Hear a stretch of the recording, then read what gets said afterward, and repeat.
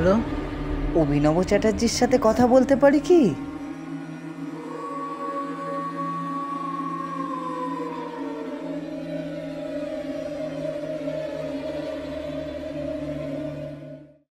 দোসরা মে সত্যজিৎ রায় ১০৪তম জন্মবার্ষিকী উপলক্ষে আগামী ১লা মে আমরা তারই লেখা ছোট গল্প টেলিফোন অবলম্বনে একটি শর্ট ফিল্ম নিয়ে আসতে চলেছি, যার নাম মেডেল। আশা করছি প্রতিবারের মতন এবারেও আপনারা আমাদের পাশে থেকে সহযোগিতা করবেন এবং আমাদের আরও এরম কাজ করার জন্য আমাদের অনুপ্রেরণা দেবেন। তাহলে শুরু করা যাক আমাদের আজকের উপস্থাপনা।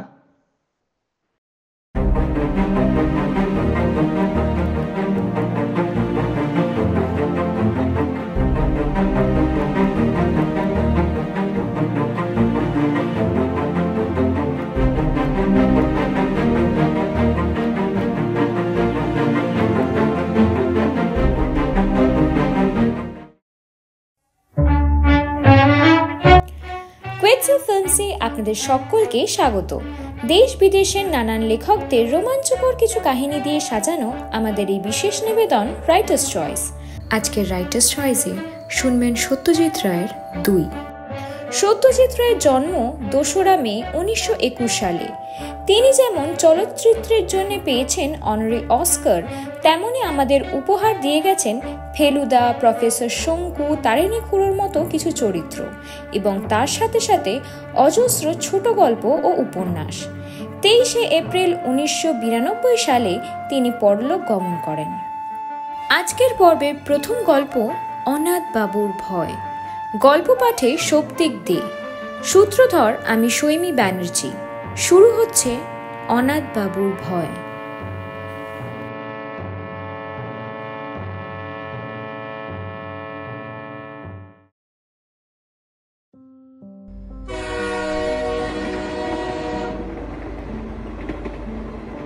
অনাথবাবুর সঙ্গে আমার আলাপ ট্রেনের কামরায়। আমি যাচ্ছিলাম রঘুনাথপুর হাওয়া বদলের জন্য। কলকাতায় খবরের কাগজের অফিসে চাকরি করি। গত কমাস ধরে কাজের চাপে দম বন্ধ হবার উপক্রম হয়েছিল। তাছাড়া আমার লেখালেখির শখ, দু একটা গল্পের প্লটও মাথায় ঘুরছিল, কিন্তু এত কাজের মধ্যে কি আর লেখার ফুরসত আছে? তাই আর ৭-৫ না ভেবে ১০ দিনের পাওনা ছুটি আর দিস্তেখানে কাগজ নিয়ে বেরিয়ে পড়লাম। এত জায়গা থাকতে রঘুনাথপুর কেন, তারও অবশ্যই একটা কারণ আছে। ওখানে বিনা খরচায় থাকার ব্যবস্থা জুটে গেছে। আমার কলেজের সহপাঠী বীরেন বিশ্বাসের পৈতৃক বাড়ি রয়েছে রঘুনাথপুরে। কফি হাউসে বসে ছুটিতে কোথায় যাওয়া যায় তাই নিয়ে আলোচনা প্রসঙ্গে বীরেন খুব খুশি হয়ে ওর বাড়িটা অফার করে বলল, আমিও যেতুম, কিন্তু আমার না এদিকে খুব ঝামেলা, বুঝতেই তো পারছিস। তবে কোনোই অসুবিধা হবে না কিন্তু তোর। আমাদের ৫০ বছরের পুরনো চাকর ভরদ্বাজ রয়েছে ওখানে, ওই তো দেখাশোনা করবে, তুই চলে যা।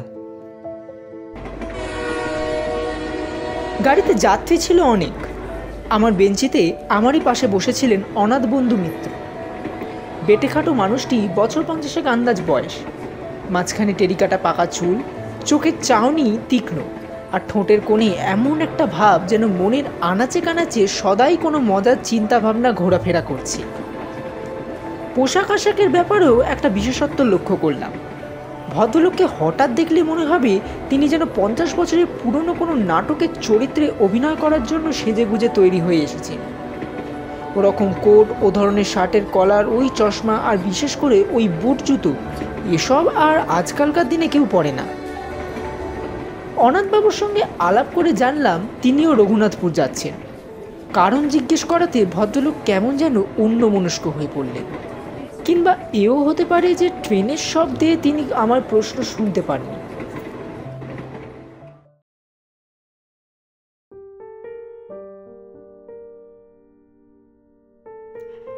বীরেনের পৈতৃক ভিটাটি দেখে মনটা খুশি হয়ে উঠল। বেশ বাড়ি, সামনে এক ফালি জমি, তাতে সবজি ও ফুল গাছ দুই রয়েছে।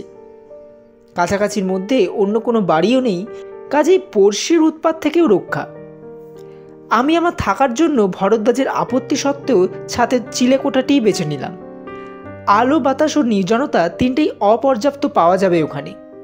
ঘর দখল করে জিনিসপত্র গোছাবার সময় দেখি আমার দাড়ি কামানোর খুর আনতে ভুলে গেছি। ভরদ্বাজকে বলতেই তিনি বললেন, সামনেই কুণ্ডুবাবুর দোকান রয়েছে 5 মিনিটের পথ, সেখানে গেলেই নাকি ব্লেড পাবো। বিকেল 4টে নাগাদ চাটা খেয়ে কুণ্ডুবাবুর দোকানের উদ্দেশ্যে বেরিয়ে পড়লাম। গিয়ে দেখি সেটি একটি ভালো আড্ডার জায়গা। দোকানের ভিতর 2টি বেঞ্চিতে বসে 5-7টি প্রৌঢ় ভদ্রলোক রীতিমতো গল্প জমিয়েছেন। তাদের মধ্যে একজন বেশ উত্তেজিত হয়ে বললেন, আরে বাপু, এ তো আর শোনা কথা নয়, এ আমার নিজের চোখে দেখা। আর 30 বছর হয়ে গেল বলে কি সব মন থেকে মুছে গেল? এসব স্মৃতি অত সহজে ভুলবার নয়। আর বিশেষ করে যখন হলধর দত্ত ছিল আমার অন্তরঙ্গের বন্ধু, তার মৃত্যুর জন্য আমি যে কিছু অংশে দায়ী সে বিশ্বাস আমার আজও যায়নি। আমি 1 প্যাকেট 7 o'clock কিনে আরও 2-1টা অভ্যন্তর জিনিসের খোঁজ করতে লাগলাম। ভদ্রলোক বলেই চললেন, তবে ভেবে দেখুন, আমারই বন্ধু আমারই সঙ্গে 10 টাকার বাজি ধরে রাত কাটাতে গেল ওই উত্তর পশ্চিমের ঘরটাতে। পরের দিন দেখি ফেরে না। শেষটায় আমি, জিতেন বক্সি, হরিহরণ শাহ, আরও 3-4 জন, ঠিক কে ছিল মনে নেই, গেলুম হালদার বাড়িতে হলধরের খোঁজ করতে। গিয়ে দেখি বাবু ওই ঘরে মেঝেতে হাত পা ছড়িয়ে মরে কাঠ হয়ে পড়ে আছে। তার চোখ চাওয়া এবং দৃষ্টি কড়িকাঠের দিকে। আর সেই দৃষ্টিতে যা ভয়ের নমুনা দেখলুম, তাতে ভূত ছাড়া কি ভাববো বলুন? গায়ে কোনো ক্ষতচিহ্ন নেই, বাঘের আঁচড় নেই, সাপের ছোবল নেই, কিছু নেই। আরও মিনিট 5 দোকানে থেকে আলোচনার বিষয়টি সম্পর্কে মোটামুটি একটা ধারণা হলো। ব্যাপারটা এই, রঘুনাথপুরের দক্ষিণ প্রান্তে হালদার বাড়ি বলে একটি 200 বছরের পুরনো ভগ্নপ্রায় জমিদারি প্রাসাদ আছে। সেই প্রাসাদে, বিশেষ করে তার দোতলার উত্তর পশ্চিম কোণের একটি ঘরে নাকি অনেক কালের পুরনো একটি ভূতের আনাগোনা আছে। অবশ্য সেই 30 বছর আগের ভবতোষ মজুমদারের বন্ধু হলধর দত্তের মৃত্যুর পর আজ অবধি নাকি কেউ সে বাড়িতে রাত কাটায়নি।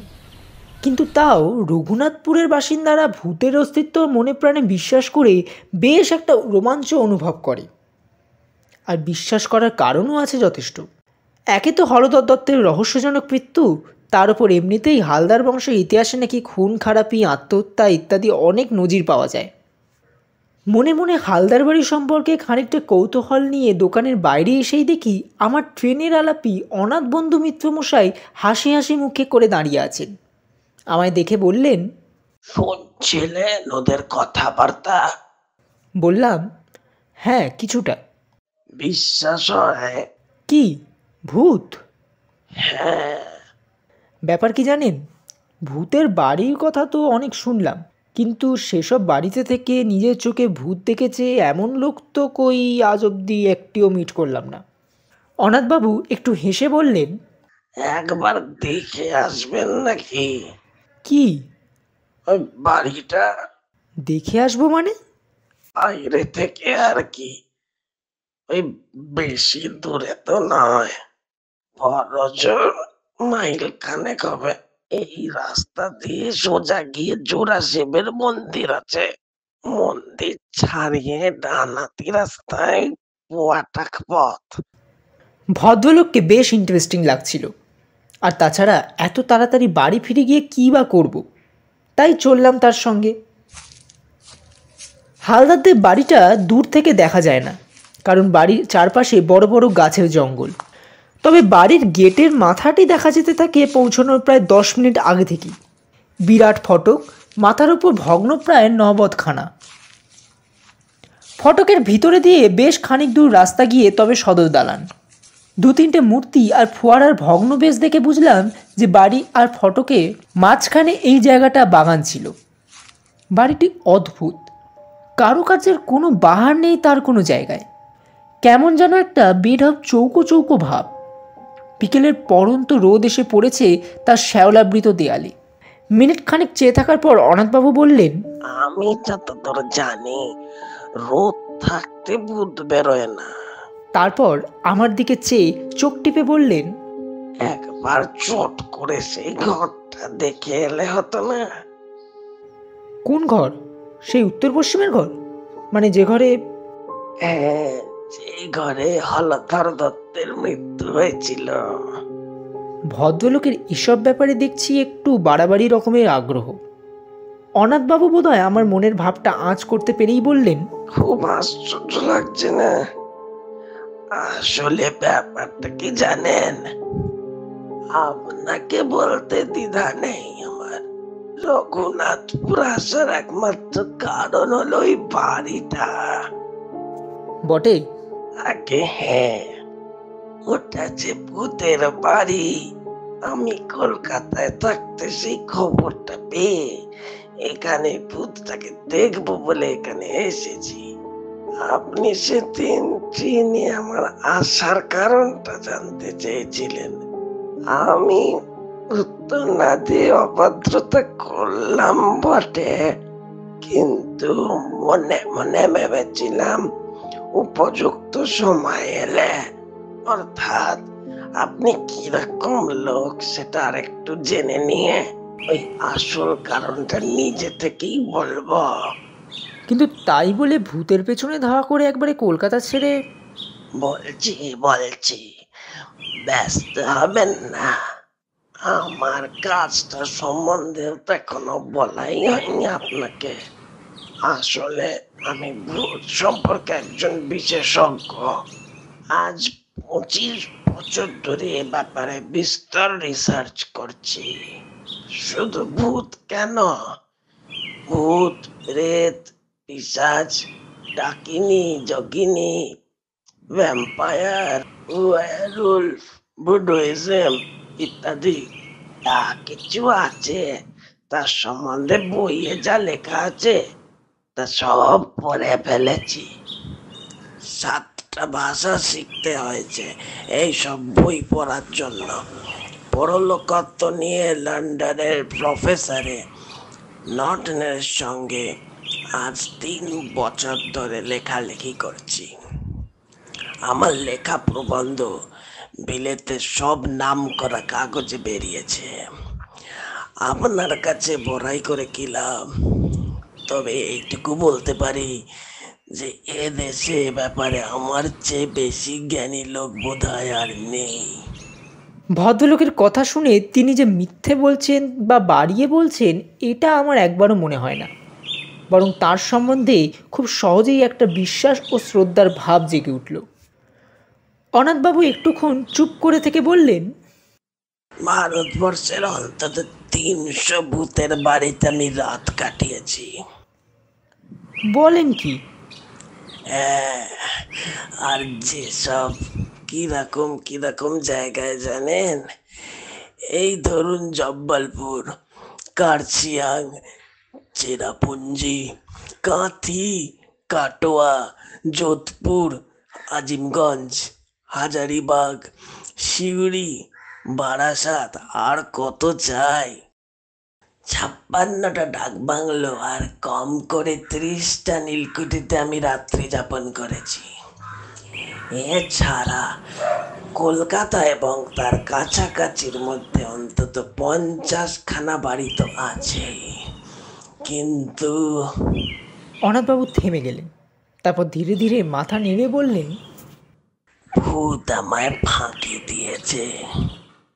হয়তো ভূতকে যারা চায় না, ভূত তাদের কাছেই আসে।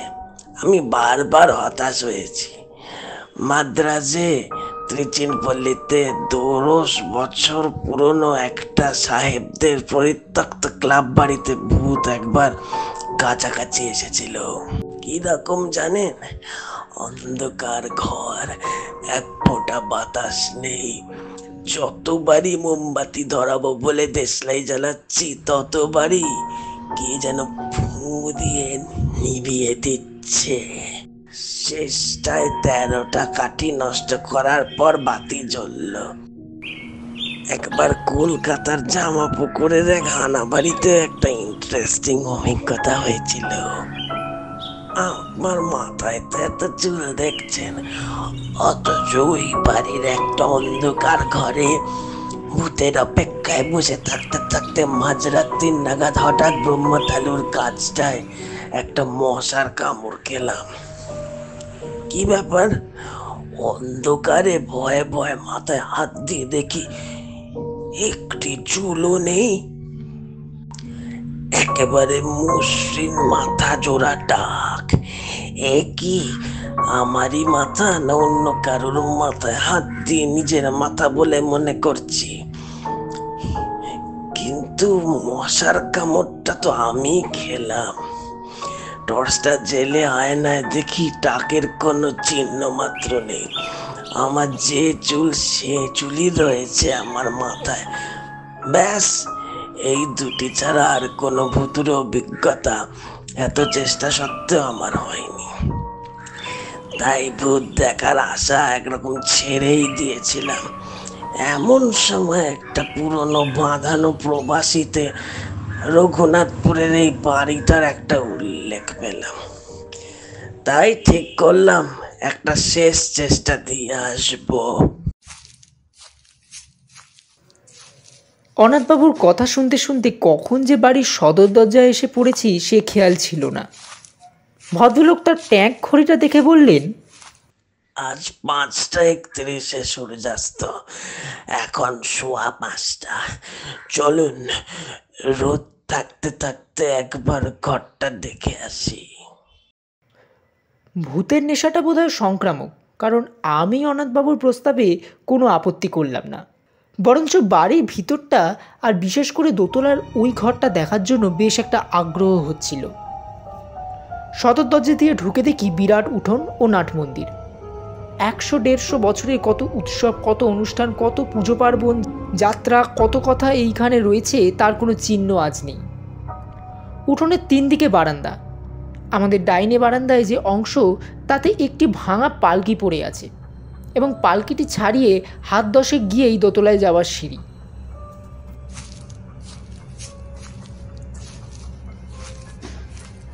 সিঁড়িটা এমনই অন্ধকার যে উঠবার সময় অনাথবাবুকে তার কোটের পকেট থেকে একটা টর্চ বার করে জ্বালাতে হলো।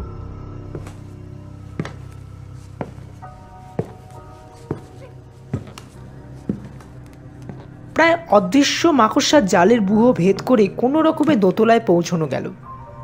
মনে মনে বললাম, এ বাড়িতে ভূত থাকা অস্বাভাবিক কিছু নয়। দোতলায় বারান্দায় দাঁড়িয়ে হিসেব করে দেখলাম, বাঁ দিক দিয়ে সোজা চলে গেলেই ওই যে ঘর, ওটাই হলো উত্তর পশ্চিমের ঘর। অনাথবাবু বললেন, সময় নষ্ট করে লাভ নেই, চলুন এগোই।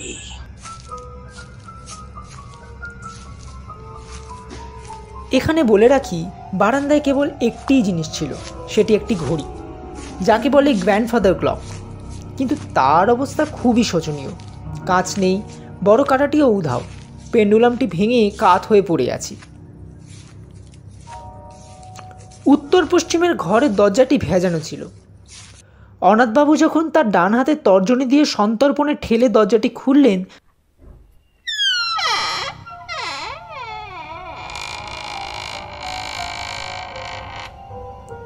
তখন বিনা কারণেই আমার গাটা ছমছম করে উঠল। কিন্তু ঘরের ভেতরে ঢুকে অস্বাভাবিক কিছুই লক্ষ্য করলাম না। দেখে মনে হয় এককালে বৈঠকখানা ছিল। ঘরের মাঝখানে একটা বিরাট টেবিল, তার কেবল পায়া 4খানাই রয়েছে, উপরের তক্তাটা নেই। টেবিলের পাশে জানলার দিকে একটি আরামকেদারা। অবশ্যই এখন আর সেটি আরামদায়ক হবে কিনা সন্দেহ, কারণ তার একটি হাতল ও বসবার জায়গা বেতের খানিকটা অংশ লোপ পেয়েছে। উপরের দিকে চেয়ে দেখি ছাদ থেকে ঝুলছে একটি টানা পাখার ভগ্নাংশ, অর্থাৎ তার দড়ি নেই, কাঠের ডান্ডাটা ভাঙা এবং ঝালরের অর্ধেকটা ছেঁড়া। এছাড়া ঘরে আছে একটি খাঁজ কাটা বন্দুক রাখার তাক, একটি নলবিহীন গড়গড়া আর 2খানা সাধারণ হাতল ভাঙা চেয়ার। অনাথবাবু কিছুক্ষণ একবারে স্তব্ধ হয়ে রইলেন। মনে হলো খুব মনোযোগ দিয়ে কি একটা অনুভব করার চেষ্টা করলেন। প্রায় মিনিট খানেক পর বললেন, একটা গন্ধ পাচ্ছেন? কি গন্ধ? মাদ্রাজি ধূপ, মাছের তেল আর মরা পোড়ার গন্ধ মেশানো একটা গন্ধ। আমি বারদু একবার বেশ জোর করে নিঃশ্বাস টানলাম। অনেক দিনের বদ্ধ ঘর খুললে যে একটা ভ্যাপসা গন্ধ বেরোয়, সেই গন্ধ ছাড়া কোনো গন্ধই পেলাম না। তাই বললাম, কই না তো, কিছু তো পাচ্ছি না।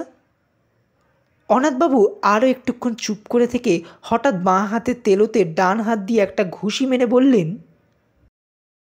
বহুত আচ্ছা, এই গন্ধ আমার চেনা গন্ধ। এ বাড়িতে ভূত অবশ্যম্ভাবী, তবে বাবাজি দেখা দেবেন কিনা সেটা কাল রাতের আগে বোঝা যাবে না। চলুন। অনাথবাবু স্থির করে ফেলেছেন যে পরের দিনই তাকে এ ঘরে রাত্রিবাস করতে হবে। ফেরার পথে তিনি বললেন, আজ থাকলুম না, কারণ কাল আমাবস্যা, ভূতের পক্ষে সবচেয়ে প্রশস্ত তিথি। তাছাড়া দু একটি জিনিস সঙ্গে রাখা দরকার, সেগুলো বাড়িতে রয়ে গেছে, কাল নিয়ে আসবো। আজ সার্ভেটা করে গেলুম আর কি। ভদ্রলোক আমায় বাড়ি অবধি পৌঁছে দিয়ে বিদায় নেবার সময় গলাটা একটু নামিয়ে বললেন, আর কাউকে আমার এই প্ল্যানের কথা বলবেন না যেন। এদের কথাবার্তা তো শুনলুম আজকে, যা ভয় তার, যা প্রেজুডিস আছে এদের, জানলে পরে হয়তো বাধা টাধা দিয়ে আমার প্ল্যানটাই ভেস্তে দেবে। আর হ্যাঁ, আরেকটা কথা, আপনাকে আমার সঙ্গে যেতে বললুম না বলে কিছু মনে করবেন না। এসব ব্যাপার বুঝলেন কিনা, একা না হলে ঠিক জুৎসই হয় না। পরদিন দুপুরে কাগজ কলম নিয়ে বসলেও লেখাটা খুব বেশি দূর এগোলো না। মন পড়ে রয়েছে হালদার বাড়ি উত্তর পশ্চিমের ঘরটায়। আর রাত্রে অনাথবাবুর কী অভিজ্ঞতা হবে সেই নিয়েও একটা অশান্তি আর উদ্বেগ রয়েছে মনের মধ্যে। বিকেলে অনাথবাবুকে হালদার বাড়ির ফটক অবধি পৌঁছে দিলাম। ভদ্রলোক গায়ে আজ একটা কালো গলাবদ্ধ কোট, কাঁধে জলের ফ্লাস্ক আর হাতে সেই কালকে 3 সেলের টর্চ।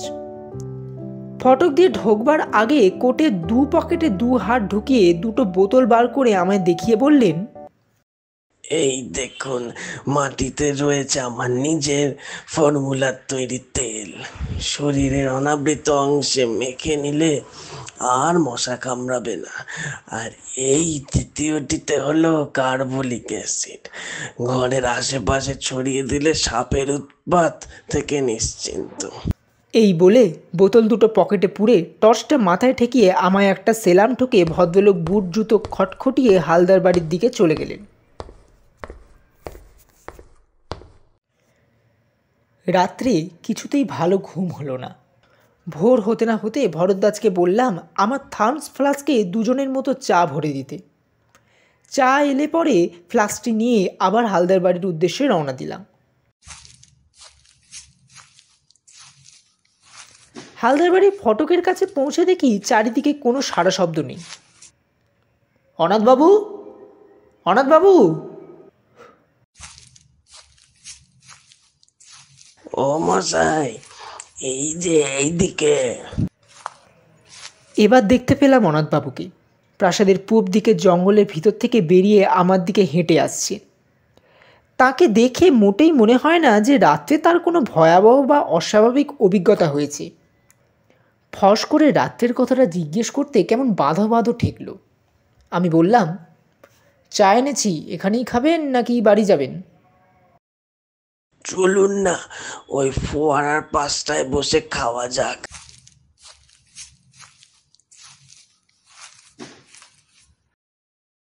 খুব কৌতূহল হচ্ছে না? আমি আমতা করে বললাম, হ্যাঁ মানে তা একটু। বেশ, তবে বলছি শুনুন। ঘোরাতেই বলে রাখি, এক্সপিডিশন হাইলি সাকসেসফুল। আমার এখানে আসা সার্থক হয়েছে।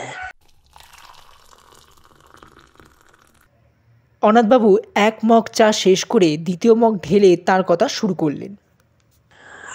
আপনি যখন আমায় পৌঁছে দিয়ে গেলেন তখন 5টা। আমি বাড়ির ভেতরে ঢোকার আগে এই আশপাশটা একটু সার্ভে করে নিলাম। অনেক সময় ভূতের চেয়ে জ্যান্ত মানুষ বা জানোয়ার থেকে উপদ্রবের আশঙ্কা বেশি থাকে। যাই হোক, দেখলুম কাছাকাছির মধ্যে সন্দেহজনক কিছু নেই। বাড়িতে ঢুকে একতলার ঘরগুলোর মধ্যে যেগুলো খোলা রয়েছে সেগুলো একবার দেখে নিল। জিনিসপত্র তো আর 8 দিন ধরে বিশেষ পড়ে থাকার কথা নয়। একটা ঘরে কিছু আবর্জনা আর আরেকটার কড়ি কাটে গুটি চারেক ঝুলন্ত বাদুর ছাড়ার কিছুই চোখে পড়ল না। বাদুরগুলো আমায় দেখেও নড়ল না, আমিও তাদের ডিস্টার্ব করলুম না। 6:30 নাগাদ দোতলার ওই আসল ঘরটিতে ঢুকে রাত কাটানোর আয়োজন শুরু করলাম।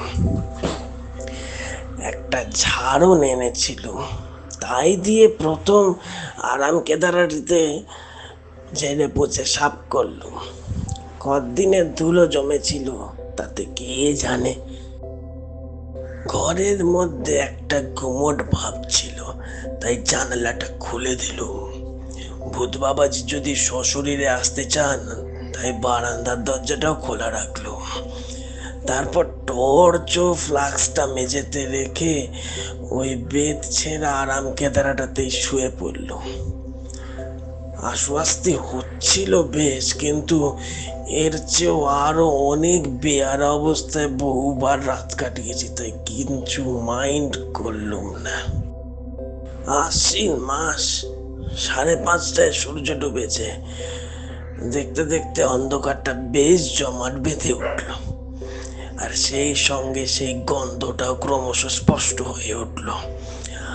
আমি এমনিতে খুব ঠান্ডা মেজাজের মানুষ, সহজে বড় একটা এক্সাইটেড হই না, কিন্তু কাল যেন ভেতরে ভেতরে বেশ একটা উত্তেজনা অনুভব করছিল। সময়টা ঠিক বলতে পারি না, তবে আন্দাজে মনে হয় 9টা কি 9:30 নাগাদ জানলা দিয়ে একটা জোনাকি ঘরে ঢুকেছিল। সেটা মিনিট খানেক ঘোরাঘুরি করে আবার জানলা দিয়েই বেরিয়ে গেল। তারপর কখন যে শেয়াল ঝিঝির ডাক থেমে গেছে আর কখন যে আমি ঘুমিয়ে পড়েছি সে খেয়াল নেই। ঘুমটা ভাঙল একটা শব্দে, ঘড়ির শব্দ। ঢং ঢং ঢং করে 12টা বাজলো। মিঠে অথচ বেশ জোর আওয়াজ, জাত ঘড়ির আওয়াজ, আর সেটা আসছে বাইরের বারান্দা থেকে। কয়েক মুহূর্তের মধ্যেই ঘুমটা ছুটে গিয়ে সম্পূর্ণ সজাগ হয়ে আরো 2টো জিনিস লক্ষ্য করলাম। এক, আমি আরাম কেদারায় সত্যি খুব আরামে শুয়ে আছি, ছেঁড়াটা তো নেই, বরং উল্টে আমার পিঠের তলায় কি যেন একটা বালিশ গুঁজে দিয়ে গেছে। আর 2, আমার মাথার উপর একটি চমৎকার ঝালর সমেত আস্ত নতুন টানা পাখা, তা থেকে একটি নতুন দড়ি দেওয়ালের ফুটো দিয়ে বারান্দায় চলে গেছে, এবং কে জানি সে দড়িতে টান দিয়ে পাখাটি দুলিয়ে আমায় চমৎকার বাতাস করছে। আমি অবাক হয়ে এইসব দেখছি আর উপভোগ করছি। এমন সময় খেয়াল হলো আমাবস্যার রাত্রিরে কি করে জানি ঘরটা চাঁদের আলোয় উদ্ভাসিত হয়ে উঠল। তারপর নাকে এলো একটা চমৎকার গন্ধ। পাশ ফিরে দেখি কে জানি একটি আলবোলা রেখে গেছে, আর তার থেকে ভুরভুর করে বেরোচ্ছে একেবারে সেরা অম্বরী তামাকের গন্ধ। অনাথবাবু একটু থামলেন, তারপর আমার দিকে ফিরে হেসে বললেন, মনোরম পরিবেশ নয় কি? আমি বললাম, শুনে তো ভালোই লাগছে, আপনার রাতটা তাহলে মোটামুটি আরামই কেটেছে। আমার প্রশ্ন শুনে অনাথবাবু হঠাৎ গম্ভীর হয়ে গেলেন। খানিকক্ষণ অপেক্ষা করে আমি আর ধৈর্য রাখতে না পেরে বললাম, তাহলে কি সত্যিই আপনার কোনো ভয়ের কারণ ঘটেনি? ভূত কি আপনি দেখেননি? অনাথবাবু আবার আমার দিকে চাইলেন। এবার কিন্তু তার ঠোঁটের কোণে সেই হাসিটা নেই। ধরা গলায় ভদ্রলোকের প্রশ্ন এলো, পরশু যখন আপনি ঘরটায় গেলেন তখন কড়ি কাঠের দিকটা ভালো করে লক্ষ্য করেছিলেন কি? আমি বললাম, তেমন ভালো করে দেখিনি বোধহয়। কেন বলুন তো? অনাথবাবু বললেন, ওখানে একটা বিশেষ ব্যাপার রয়েছে, সেটা না দেখলে ঘটনাটা বোঝাতে পারবো না। চলুন।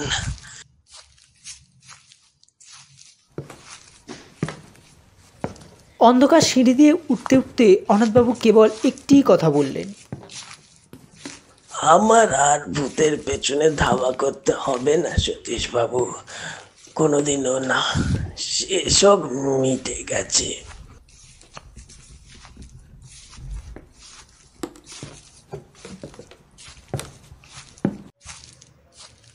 বারান্দা দিয়ে যাবার পথে ঘড়িটার দিকে চেয়ে দেখলাম সেরকমই ভাঙা অবস্থা। ঘরের দরজার সামনে পৌঁছে অনাথবাবু বললেন, চলুন চলুন। দরজাটা ভেজানো ছিল। আমি হাত দিয়ে ঠেলে ঘরের মধ্যে ঢুকলাম।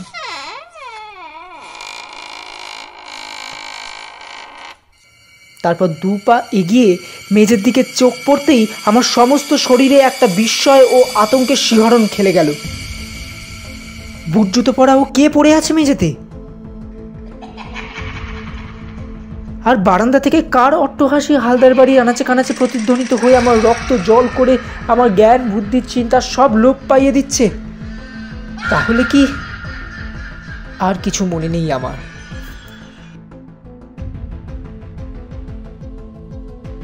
যখন জ্ঞান হলো, দেখি ভরদ্বাজ আমার খাটের পায়ের দিকে দাঁড়িয়ে আছে আর আমায় হাত পাকা দিয়ে বাতাস করছেন ভবতোষ মজুমদার। আমায় চোখ খুলতে দেখেই ভবতোষবাবু বললেন, ভাগ্যিস সিধুচরণ দেখেছিল আপনাকে ওই বাড়িতে ঢুকতে, নাহলে আপনার যে কি হতো আমি জানি না। আপনি গেছিলেন কোন আক্কেলে? আমি বললাম, অনাথবাবু যে রাত্রে। ভবতোষবাবু বাধা দিয়ে বললেন, কাল যে কতগুলো কথা বললুম সেসব কিছুই বিশ্বাস করেনি বোধহয় ভদ্রলোক। ভাগ্য আপনিও তার সঙ্গে সঙ্গে রাত কাটাতে যাননি ওই বাড়িতে। দেখলেন তো ওর অবস্থা। হলদরে যা হয়েছিল এরও ঠিক তাই। মোড়ে একেবারে কাঠ, আর চোখও ঠিক সেইভাবেই চাওয়া, সেই দৃষ্টি সেই কড়িকাঠের দিকে। আমি মনে মনে বললাম, না, মোড়ে কাঠ নয়। মোড়ে কি হয়েছে অনাথবাবু তা আমি জানি। কালো সকালে গেলে দেখতে পাবো তাকে। গায়ে কালো কোট, পায়ে বুট জুতো, হালদার বাড়ির পূব দিকে জঙ্গল থেকে নিমের দাঁতন নিয়ে হাসতে হাসতে বেরিয়ে আসছেন।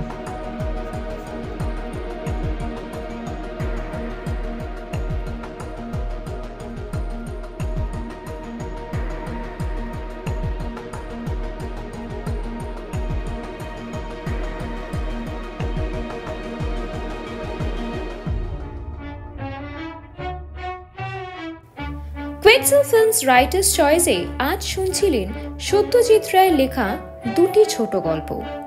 শেষ হলো প্রথম গল্প, অনাথ বাবুর ভয়। গল্পটি আপনাদের কেমন লাগলো আমাদের কমেন্ট সেকশনে জানাতে ভুলবেন না। আর আরও এরকম রোমাঞ্চকর কিছু গল্প শোনার জন্য সাবস্ক্রাইব করুন আমাদের চ্যানেল। আজকের পর্বের দ্বিতীয় গল্প, ব্রজবুড়ো। গল্প পাঠে সলমান শেখ। Happy listening.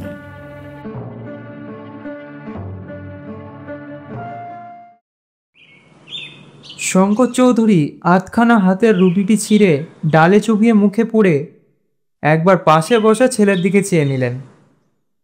তারপর চিবোতে চিবোতে বললেন, তোকে একটা কথা বলবো বলবো করেও বলা হয়নি। আমাদের ডাইনে একটা বাড়ির পরে দোতলা বাড়িতে একটা বুড়ো থাকে, দেখেছিস? হ্যাঁ হ্যাঁ, বলল শুভ। রোজ স্কুল থেকে ফেরার পথে দেখি। একতলা বারান্দা থেকে এক বেতের চেয়ারে বসে থাকেন, আমার দিকে চেয়ে হাসেন। হাসিটা কি বেশ খোশ মেজাজে হাসি? শুভ একটু ভেবে বলল, একটু দুষ্টু দুষ্টুও হতে পারে। ওই বুড়ো সম্বন্ধে এখানে এসে অবধি অনেক কথা শুনছি। বললেন শঙ্করবাবু। উনি নাকি তন্ত্র করেন, টুকটাক করে যাদের পছন্দ নয় তাদের অনিষ্ট করতে পারেন। মোট কথা, উনি ডাকলেও ওর কাছে যাস না টাস না।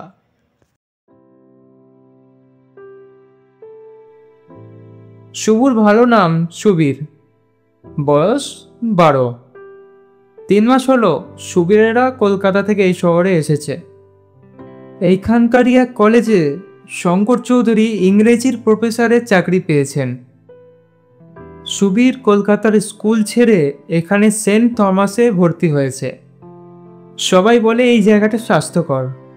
শীতকালে যে বেশ শীত পড়ে সেটা এই নভেম্বরের গোড়াতেই সকাল সন্ধ্যে টের পাওয়া যাচ্ছে। সুবীরের মার জায়গাটা খুব পছন্দ হলো। বললেন, এখানকার বাতাসই আলাদা, প্রাণ ভরে নিঃশ্বাস নেওয়া যায়। এই মাসেই স্কুলে সুবীরের দুজন বন্ধু হয়েছে। তার মধ্যে দিব্যেন্দুকেও ওর সবচেয়ে বেশি ভালো লাগে। শুভ দিবু ক্লাসে পাশাপাশি বসে, দুজনেই পড়াশোনায় ভালো, খেলাধুলায় দুজনেই খুব উৎসাহ। দিবু একদিন কথায় কথায় সুবীরকে বলল, ব্রজবুড়ো তো তোদের একটা বাড়ি পরেই থাকে। ব্রজ বুড়ো? সে আবার কে? দেখিসনি? মাথায় টাক, দাড়ি গোফ কামানো, গলাবন্ধ কোট আর ধুতি পরে বারান্দায় বসে থাকে। ও আচ্ছা, ওকে বুঝি লোক ব্রজ বুড়ো বলে? ওকে তো রোজ দেখি। সাবধান, ওকে চটাসনি, ও হাসলে তুইও হাসবি। হ্যাঁ, তা তো হাসি। তাহলে ঠিক আছে। ও যদি খেপে যায়, ওর বাড়িতে বসে সির্ফ মন্ত্র পড়ে তোর সর্বনাশ করে ছাড়বে। হ্যাঁ, বাবাও আমাকে সাবধান করে দিয়েছেন। ও একদিন পঞ্চাকে ডেকে একটা ঘুড়ি দিয়েছিল, কোথায় পেল কে জানে, খুব রহস্যজনক ব্যাপার। আচ্ছা, ওর পুরো নাম কি? তা জানি না। এর কিছুদিন পরে সুবীরদের প্রতিবেশী অনুকূল সাহা সন্ধ্যায় এলেন সুবীরের বাবার সঙ্গে আলাপ করতে। আগে আসেননি কখনো, এই প্রথম। বয়সে সুবীরের বাবার চেয়ে অন্তত 10 বছরের বড়। বসবার ঘরে সোফার এক পাশে বসে বললেন, ডিস্টার্ব করলুম না তো? না না, আমি ভাবছিলাম একদিন আপনার ওখানে ঢু মারব। আচ্ছা, আপনি এলাহাবাদ ব্যাংকে আছেন না? আগে হ্যাঁ, আমি সংসার করিনি। এখানে আমার বাড়িতে আমি একা। কলকাতায় এক ভাই আছে, লোহা লক্করের ব্যবসা করে। অফিস থেকে ফিরে পাড়ার কারোর না কারোর বাড়ি গিয়ে ওই একটু গল্প সল্প করি, বেশি একজন বাদে। কে? রজকিশোর বানুজ্জি, নাম শুনেছেন? যাকে ব্রজবুড়ো বলে? আমাদের বাড়ির একটা বাড়ির পরেই থাকে। আগে হ্যাঁ। ভদ্রলোকের তো অনেক গোলমাল শুনছি। বিস্তর। বুড়ো এখানে আসে 15 বছর আগে, আমি তখনও আসিনি। তো বুড়োর দক্ষিণ লাগোয়া বাড়ি নরেশ মল্লিক ছিলেন। তিনি 30 বছর হলো এখানে আছেন। ওই সদানন্দ রোডে গয়নার দোকান আছে। তিনি বলেন সুটকেস হন্ডাল ছাড়াও বুড়োর কাছে একটা সবুজ বাক্স ছিল। সে আলিশান ব্যাপার। সঙ্গে একজন লোকও ছিল, কিন্তু সে পরের দিন চলে যায়। ওই সবুজ বাক্সের কথা এখন সকলেই জানে। আমাদের তো বিশ্বাস ওতেই বুড়োর তন্ত্রমন্ত্র সরঞ্জাম আছে। উনি আসার আগে বাড়িটা নাকি খালি পড়ে থাকতো। আচ্ছা, তন্ত্রের ব্যাপারটা কি সত্যি বলে মনে হয়? আমি বলতে পারবো না, কিন্তু নরেশ বাবুর কাছেই শুনেছি বুড়োর দোতলার ঘর থেকে মাঝরাত্রিরে নানা রকম শব্দ শুনেছেন। করতালের আওয়াজ, টুকটুকি পেটানোর আওয়াজ, বিড় বিড় করে বলা সব শব্দ, হাসির শব্দ। এটা বিশ্বাস না করে উপায় নেই। কারণ বলছি, বুড়োর উত্তরের দিকে বাড়িতে যিনি থাকেন তার নাম বোধহয় জানেন আপনি। বাড়ির দরজায় কাঠের ফলকে দেখেছি NK মজুমদার।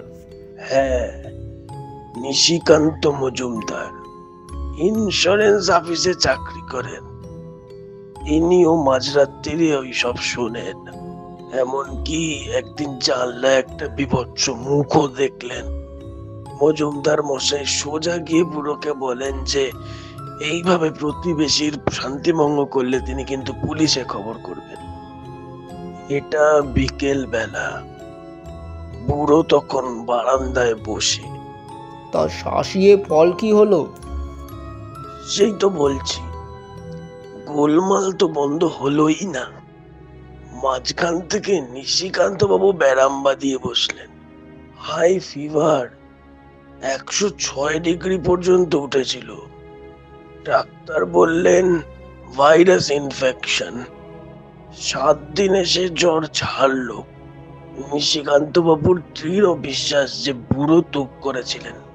নীলোৎপল বাবুর একটি ছেলে আছে, বছর 15 বয়স, নাম রতন। আমাদের বাড়ির কাছে কাক মারার মোড়টাতেই থাকে। বুড়ো নাকি তার সাথে ভাব করার জন্য খুবই ব্যগ্র। হাসি মুখ করে হাত চানি দিয়ে ডাকে। রতন ওর ব্যাপার জানে, তাই ও কামল দেয় না।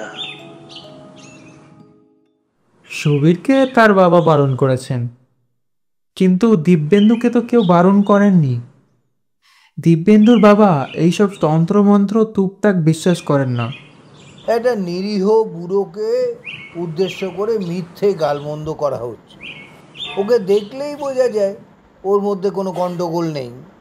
দিব্যেন্দু যদিও শুভকে বুড়ো সম্বন্ধে সাবধান করে দিয়েছিল, কিন্তু বাপের কাছ থেকে সে যে একটা বেপরোয়া ভাব পেয়েছে সেটা যাবে কোথায়?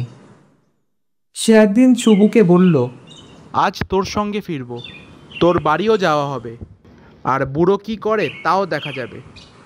শুভ ভ্রু কুচকে বলল, কিন্তু তুই তো সেদিন নিজেই বললি বুড়োর কাছ থেকে দূরে থাকতে। তা ভেবেছিলাম, কিন্তু বাবা বললেন বুড়োর মধ্যে কোনো দোষ নেই, তাই একবার গিয়েই দেখি না কি হয়। এও তো একরকম অ্যাডভেঞ্চার। শুভ তার বাবার নিষেধ উড়িয়ে দিতে পারে না। সে বলল, কাছে যেতে পারি, এমনকি কথাও বলতে পারি, কিন্তু ওর বাড়ির ভেতরে ডাকলে না, যাব না। ঠিক আছে, তাই হবে। স্কুল থেকে ফেরার পথে ওর বাড়ি দেখতে যেতেই শুভর বুকের ভেতরটা একটা ধুকপুকানি শুরু হয়ে গেল। কিন্তু সে যে ভয় পেয়েছে সেটা তা দিব্যেন্দুকে জানতে দেওয়া চলে না। তাই সে মনে সাহস এনে এগিয়ে চলল দিব্যেন্দুর সঙ্গে। হ্যাঁ, কোনো সন্দেহ নেই, রোজকার মতো আজও বুড়ো বসে আছে বারান্দায়। শুভ দিবু এগিয়ে আসতেই ঠিক অন্যদিনের মতোই হাসি মুখে তাদের দিকে চাইলেন।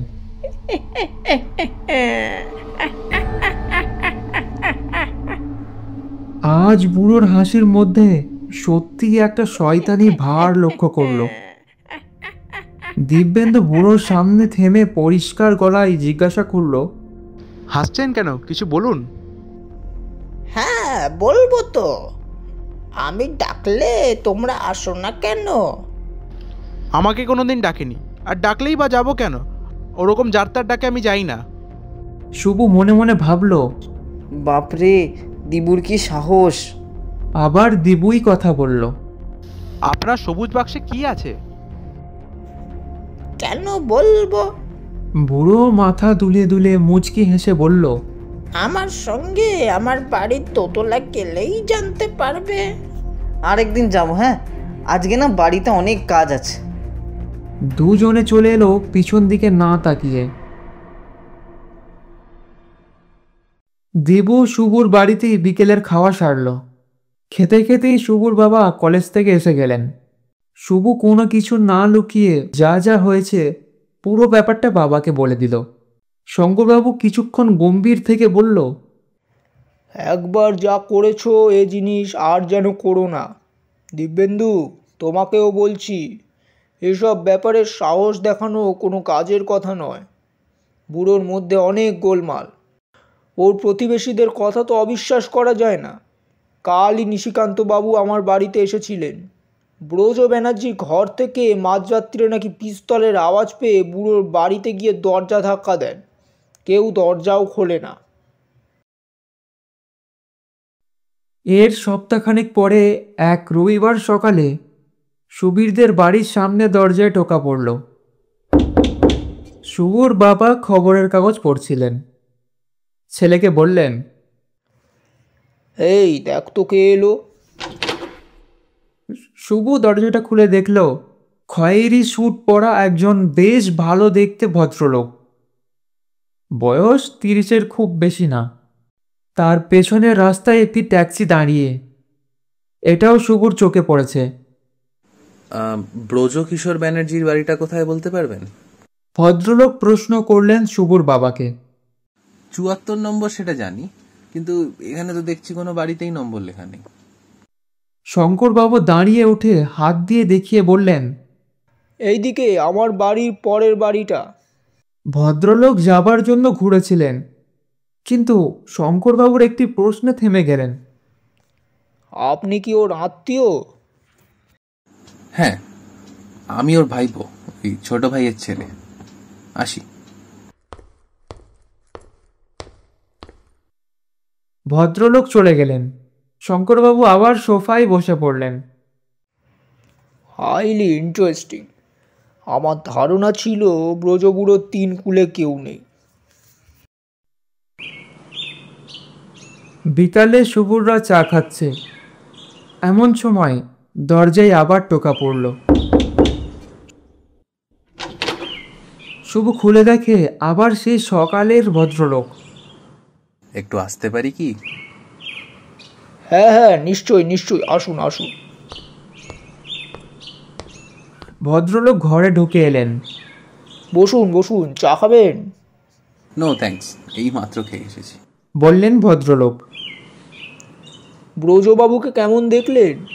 সেইটা নিয়েই একটু কথা বলতে এলাম। আগে আমার পরিচয়টা দিই।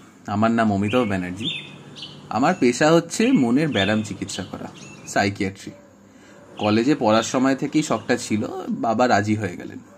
আমি বিলেত গিয়ে পাশ করে ওখানে 3 বছর প্র্যাকটিস করেছিলাম। কিছুদিন হলো কলকাতা এসেছি। বাবার কাছ থেকেই জ্যাঠার কথাটা শুনেছিলাম। বাবা লখনৌয়ে ওকালতি করতেন। আমার জন্ম, পড়াশুনো সবই ওখানে। আমি ব্রজ জ্যাঠাকে কোনোদিনও দেখিনি। যখন কলকাতায় গিয়েছি ততদিনে ব্রজ জ্যাঠা আপনাদের এখানে চলে এসেছে। এটা শুনেছিলাম যে কলকাতায় থাকতে জ্যাঠা চুপচাপ বাড়িতে বসে থাকতেন, কারোর সঙ্গে মিশতেন না। ডাক্তার দেখে বলেছিলেন শরীরে কোনো ব্যারাম নেই।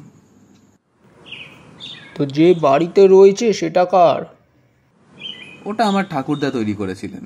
উনি ব্যবসা করতেন, অনেক পয়সা করেছিলেন। মারা যাওয়ার আগে 3 ছেলেকে উইল করে টাকা সমান ভাগে ভাগ করে দিয়েছেন। কাজেই ব্রজ জ্যাঠার টাকার অভাব নেই। আচ্ছা, উনি কি তন্ত্র চর্চা করেন নাকি? কি যে করেছেন তা কেউ সঠিক বলতে পারবে না। আমরা থাকতাম লখনৌয়ে, মেজো জ্যাঠার কাজ ছিল ব্যাঙ্গালোরে।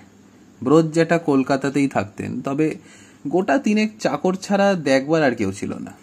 তন্ত্রের ব্যাপার জানি না, তবে ওর যে মানসিক ব্যারাম রয়েছে তাতে অন্তত আমার কোনো সন্দেহ নেই। কথা হচ্ছে কি ব্যারাম সেটা এখনো ধরতে পারেননি? ধরবো কি করে? আমার সঙ্গে তো কথাই বলছেন না। তবে আমার একটা প্রস্তাব আছে। কি? ওর চাকর বলছিল উনি নাকি ছোটদের ওপর কখনো রাগ করে না। তাই ভাবছিলাম যদি আপনার ছেলেকে একবার সঙ্গে নিয়ে যেতে পারি তাহলে হয়তো উনি মুখ খুলতে পারেন। শুভ বলল, ওর একটা সবুজ বাক্স আছে কি? বাক্স মানে কি? সে তো এক বিশাল ট্রাঙ্ক। আমি ওকে জিজ্ঞেস করেছিলাম ওতে কি আছে, উনি কোনো জবাবই দিলেন না। শঙ্করবাবু বললেন, ঠিক আছে, আমার ছেলে যাবে, কিন্তু তার সঙ্গে তার বাবাও যাবে। নিশ্চয়ই, সে তো খুব ভালো কথা। আমি খানিকটা জোর পাবো। 5 মিনিটের মধ্যে 3 জন বেরিয়ে পড়ল। বজ্রপুরোর বাড়ির দরজায় ধাক্কা দিতেই একটা বুড়ো চাকর এসে দরজা খুলে দিল।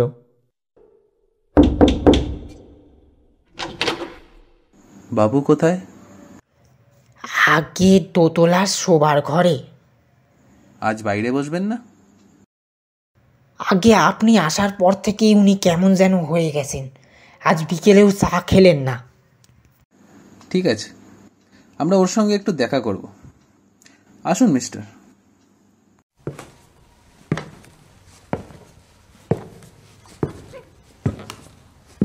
তিনজনই দোতলায় গিয়ে হাজির হলো। ডান দিকে একটা দরজা, সেটাই বজ্রপুরোর শোবার ঘর। ডক্টর ব্যানার্জির পিছন পিছন শঙ্করবাবু আর শুভুর ঘরে ঢুকলো।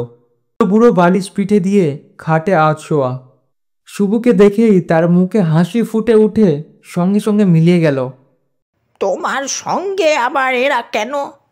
আপনি যে সবুজ বাক্সটার কথা বলছিলেন সেটা দেখতে এলাম। প্রকাণ্ড সবুজ ট্রাঙ্কটা শুভু ঘরে ঢুকেই দেখেছিল।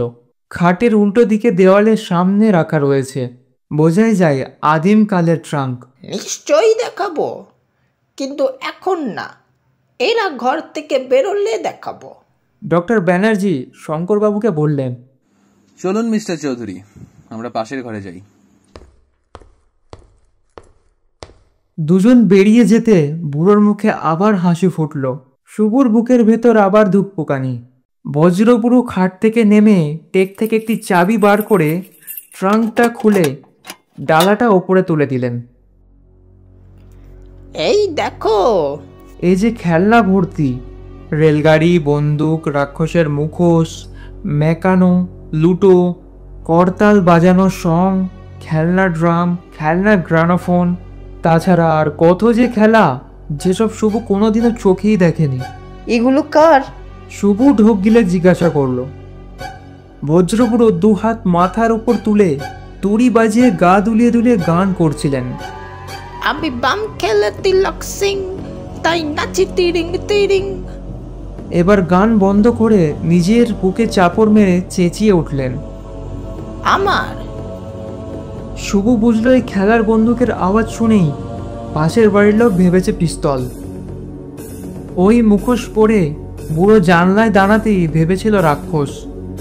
আর এইসব নানান রকম খেলনার আওয়াজ শুনেই ভেবেছিল বুড়ো টুকটাক করছে। শুভু বলল, বাবা ডাক্তারবাবুকে ডাকি? না, ওরা যদি আমার খেলনা নিয়ে নেয়। পুরো কর্কশ গলায় চেঁচিয়ে উঠল, মোটেই নেবে না, ওরা খুবই ভালো লোক, আপনার কোনো অনিষ্ট করবে না। আচ্ছা, তবে ডাকো। দুজনে এলেন। ট্রাঙ্কের ডালা এখনো খোলা। অমিতাভ ব্যানার্জি ভেতরের জিনিসগুলো দেখে চাপা গলায় বললেন, সব ব্রিটিশ আমলের বিলিত খেলনা, ওর নিজের ছোটবেলার জিনিস। এর জুড়ি আজকাল আর এদেশে পাওয়া যাবে না। আপনি বসুন জ্যাঠা, বসুন, আমরা আপনার ভালো করতেই এসেছি।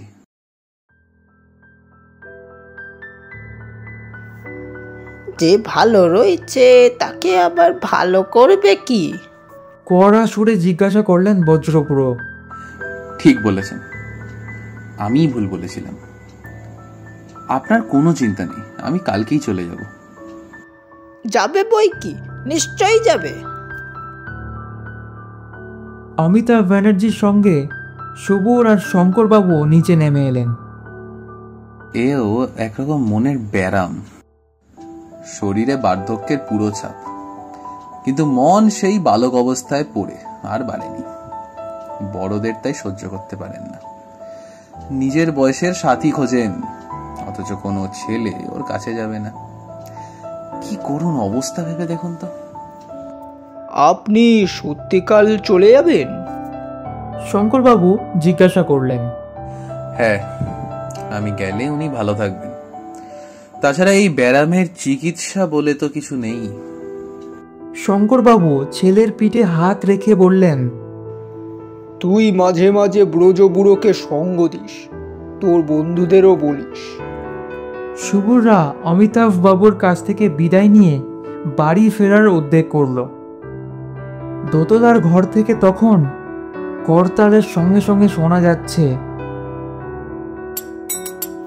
বাদুর বলে, ওরে ও ভাই সজারু, আজকে রাতে দেখবি একটা মজারু, আজকে রাতে চামচিকে আর পেঁচারা।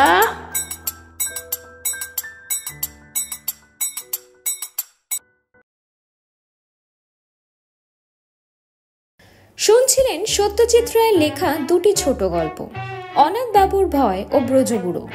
অনাথ বাবুর ভয়ের গল্প পাঠে সৌপ্তিক দে, অনাথ বাবুর ভূমিকায় রোহিত দত্ত, ভবতোষ মজুমদারের ভূমিকায় শ্রমণ চক্রবর্তী, বীরেন বিশ্বাসের ভূমিকায় স্বাগত বাসু, ব্রজপুরুর গল্প পাঠে সলমান শেখ, ব্রজপুরু ও শঙ্কর চৌধুরীর ভূমিকায় সৌপ্তিক দে, সুবীরের ভূমিকায় স্বাগত বাসু, দিব্যেন্দুর ভূমিকায় শ্রমণ চক্রবর্তী, দিব্যেন্দুর বাবার ভূমিকায় শ্রী বিজয় কুমার বাসু, সুবীরের মায়ের ভূমিকায় শ্রীমতী মৌসুমী দে, অনুকূলের ভূমিকায় রোহিত দত্ত, অমিতাভ ব্যানার্জির ভূমিকায় কল্যাণ বৈদ্য, সাউন্ড ডিজাইন, এডিট ও পর্ব পরিচালনায় সৌপ্তিক দে, পোস্টার ডিজাইনে স্বাগত বাসু।